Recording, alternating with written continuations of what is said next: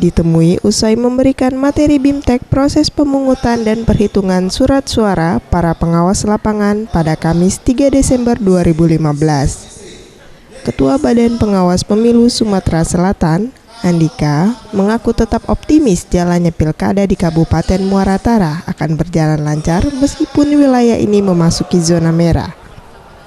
Andika menjelaskan, untuk mengantisipasi peringatan dari pihak kepolisian yang menilai Muara Tara masuk zona merah, ia memastikan akan memperketat pengawasan hingga di tingkat TPS dengan menempatkan petugas pengawas lapangan yang berasal dari warga setempat.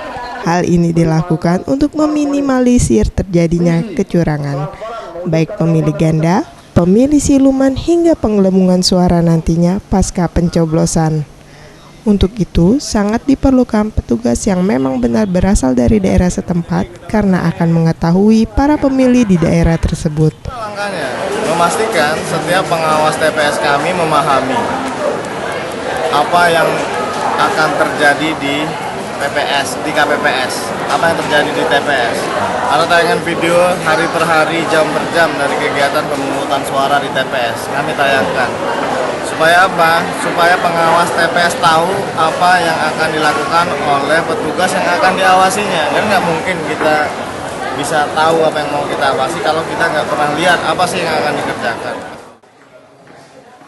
Ferry Setiawan, Sriwijaya TV.